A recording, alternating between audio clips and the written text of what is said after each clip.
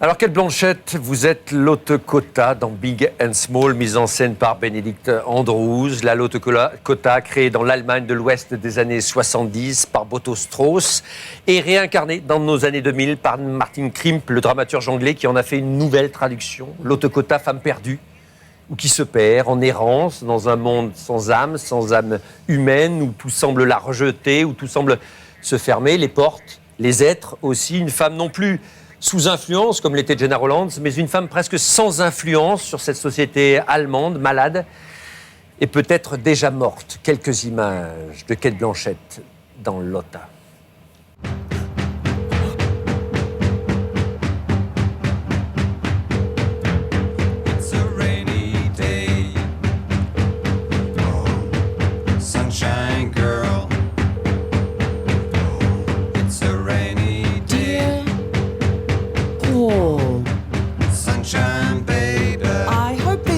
Find you productive and well. I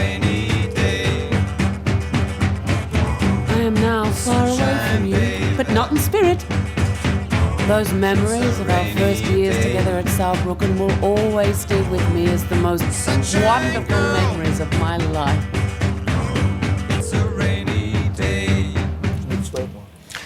Alors, Cate Blanchett, vous ayant vu au cinéma, vous redécouvrant là au théâtre, c'est la première fois que je vous vois au théâtre, je me dis, vous êtes vraiment une des actrices à qui on peut dire, vous pouvez tout jouer, mademoiselle, comme on dit en France, tout est possible pour vous. Alors, non, je ne peux pas cuisiner.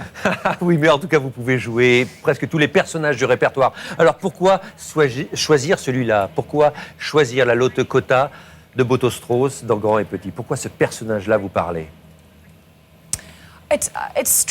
C'est tout à fait étonnant, vous savez. Je ne veux pas avoir l'impression d'être peut-être trop sûre de moi. Je ne crois pas que je choisis les rôles. Il s'agit plutôt d'expériences qui me sont offertes, de rentrer en dialogue, dans une discussion avec des metteurs en scène. J'étais très triste de ne pas pouvoir travailler avec Luc, mais ça a été un vrai plaisir de pouvoir retravailler avec Bénédicte, surtout avec cette distribution d'acteurs.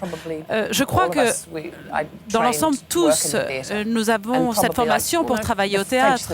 Alors, je sais que le cinéma français a une palette beaucoup plus importante de rôles à vous offrir. Ce n'est pas le cas en Australie. Et c'est vrai que je n'avais pas le désir d'aller au cinéma. J'ai eu juste cette chance, cette opportunité de pouvoir me lancer dans les deux carrières. Mais pour la pièce, ce n'est pas le personnage qui m'a attirée. J'ai toujours aimé cette pièce. Elle a eu une grande influence sur moi lorsque j'étais à l'université, quant à sa structure même. Mais ce qui est tout à fait extraordinaire pour moi, c'est que chez Lotte, il y a toute cette désespoir, toute cette perte que l'on peut ressentir dans l'humanité. Et lorsque j'ai joué, interprété Lotte et que Luc m'en a parlé, c'est quelque chose qui était une véritable inspiration pour moi. Et comme l'a dit Bénédicte, c'est une pièce qui a été en tournée pendant de nombreuses années dans de nombreux pays. Et c'est étonnant, vous l'avez dit précédemment, vous avez joué donc une pièce de ce même auteur, de Boto, l'année dernière, et il y a un tourment qui est décrit. Et c'est intéressant que ce tourment soit représenté partout, vous savez, dans cette culture qu'il étudie, qu'il représente. Il a inventé ce personnage. Et il lui a donné les traits d'une femme très particulière, avec des traits très bizarres. Et je pense aussi au roi Lear. Et Lotte, de façon beaucoup plus légère, c'est quelqu'un qui est devenu étrangère à elle-même. C'est quelqu'un qui a perdu prise, qui ne sait plus quelle est sa place dans la société. Et donc, le monde lui devient très étrange. Et je pense que c'est quelque chose que le théâtre peut vraiment montrer. Qu'est-ce que c'est que de devenir étranger à soi-même? Ça, le théâtre le fait très bien. En tout cas, c'est une création très spéciale. C'est une optimiste, radicale. Elle est très ouverte, elle est très légère. Et on est en contact avec l'essence de l'être à travers elle. Et il faut vraiment une grande actrice pour le faire. Et je pense que le théâtre, c'est simplement de rentrer en connexion avec non seulement les autres acteurs, mais le public qui est là et qui assiste à la pièce. Et il y a toute cette tout ce jeu qu'a l'autre, où elle essaie de se mettre en communication avec les autres. Et c'était étrange, et cette façon qu'elle a de ne pas correspondre à ce qui est attendu d'elle donne ce sentiment sur scène. Je pense que ce qui est formidable dans cette production, c'est la nouvelle version de Martin Krims. Cette pièce maintenant a créé une espèce de bulle qui représente l'Allemagne de l'Est. C'est un pays qui n'existe plus et maintenant c'est un pays qui accueille de l'art contemporain du monde entier. Et ce décalage d'ailleurs crée beaucoup d'humour dans la pièce. Mais Gildas, revenons à Cate Blanchett. Non, je vous regardais dans cette pièce, j'ai pensé à deux mots, visible et invisible, deux mots qui résonnent avec vous, Cate Blanchett, qui résonnent aussi avec cette pièce de Boto-Strauss, Grands et Petits, que vous jouez donc en ce moment au Théâtre de la Ville. Visible évidemment dès le moment où vous entrez sur scène, l'autre, une femme qui parle seule, s'adresse à Frieder, amazing, dit-elle tout le temps, dément de vous voir là aussi à Paris, modestement interprète de théâtre, caché aussi presque invisible derrière ce personnage de Lot. Et en vous écoutant, je repensais évidemment à tous ces rôles que vous avez interprétés au cinéma, à Elisabeth bien sûr, mais aussi à Katharine Hepburn dans Aviateur ou même à Bob Dylan dans I'm Not There. C'est ça aussi au fond, le paradoxe de l'acteur et le paradoxe de cette femme perdue dans cette Allemagne d'avant la chute du mur de Berlin. L'autre qui voudrait sans doute être discrète, mais elle n'y arrive pas, elle dit plus de choses que les autres, elle dérange. Le texte est vraiment beau, le texte est difficile, le texte est abstrait. Et je me demandais comment vous avez travaillé pour rendre un texte aussi abstrait, aussi contemporain et aussi réel. Comment faire cela? Eh bien, je crois simplement qu'il faut commencer dès le début. Je ne sais pas comment vous plongez dans un rôle, mais pour pouvoir, lorsqu'on me présente un rôle aussi classique que celui-là, et c'est vraiment un rôle à part, c'est un cadeau, il faut vraiment s'élever à la hauteur de ce rôle. Et il faut, vous savez, vous grandir au moment de la pièce et pas vous rapetisser, parce qu'il y a tellement de moments épiques, et puis il n'y a pas de gestes physiques, mais de gestes psychologiques qu'il faut détruire. Et en même temps, il faut prendre pied sur cette humanité du personnage, ou trouver un lien entre les différents personnages, et ça vous aide à travailler. C'est dur parce qu'il est totalement abstrait. Bénédicte, il est abstrait ou pas? Qu'elle vit est très très concrète. C'est très spécifique, c'est très précis en ce qui concerne la situation politique, la situation culturelle dans laquelle elle évolue.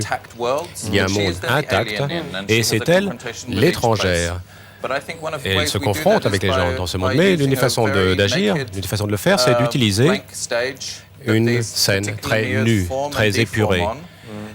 Les êtres s'y forment et s'y déforment. Et l'actrice ne quitte jamais la scène. Elle est comme engluée, comme attrapée sur la scène. Et pour cela, il faut un jeu spécial et des caractères extrêmement spéciaux qu'a l'actrice. C'est la caractéristique illogique de la pièce, qui est à la fois concrète et touchante. Et j'ai l'impression qu'elle se trouve aussi dans un bloc complètement abstrait, étrange, et cela vous situe dans l'action. Et c'est vrai que vous voulez rentrer. C'est toujours... Elle a un problème très concret à résoudre, c'est appartenir à un lieu, se sentir à l'aise chez elle. Et c'est peut-être ce qui la rend assez étrange.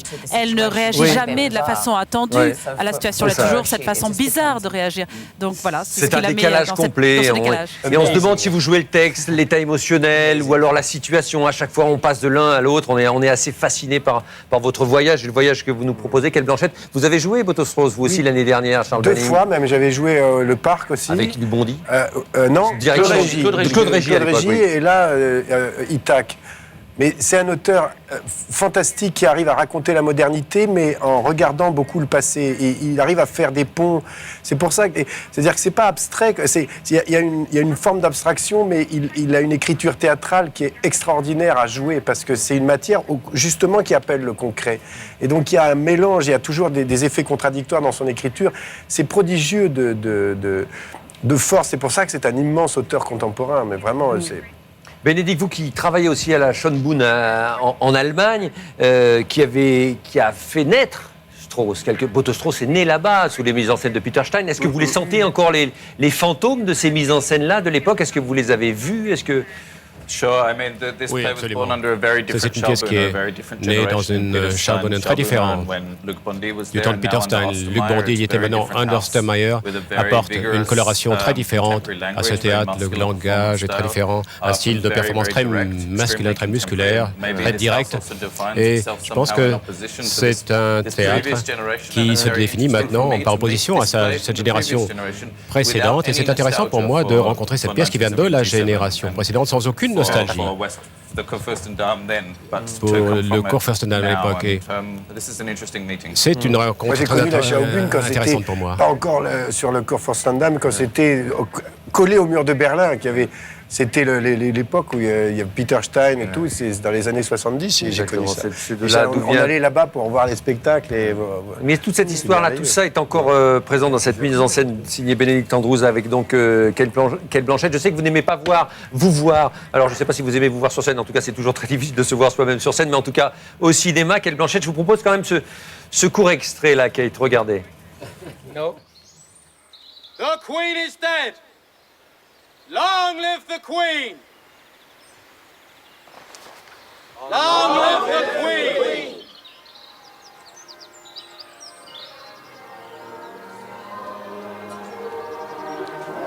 This is the Lord's doing, and it is marvelous in our eyes.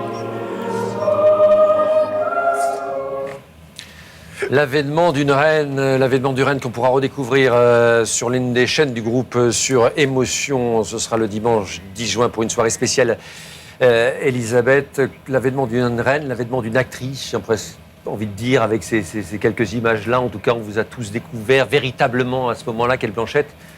Qu'est-ce que ces images-là ramènent chez vous Vous qui ne vouliez pas être actrice au début, je crois. Vous vouliez être pianiste, c'est ça?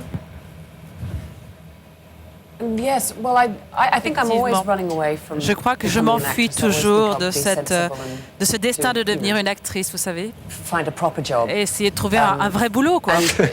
Et ça a été une véritable expérience qui m'a formée, vous savez, venant d'Australie, d'être dans cette distribution, de jouer ce rôle.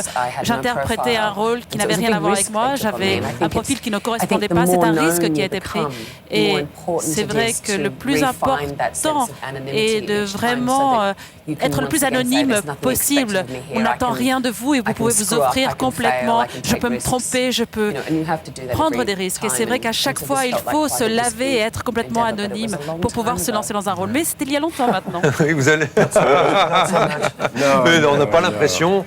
Est-ce que vous allez reprendre le cinéma, Cate Blanchett? On parle de Terrence Malick, on parle de Woody Allen. Où en sont vos projets de cinéma à venir, Kate?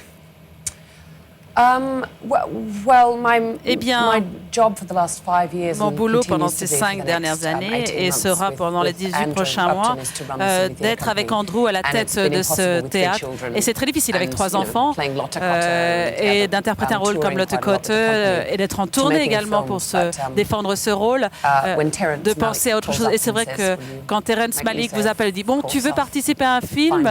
Eh bien, vous y pensez le week-end. Et c'est vrai.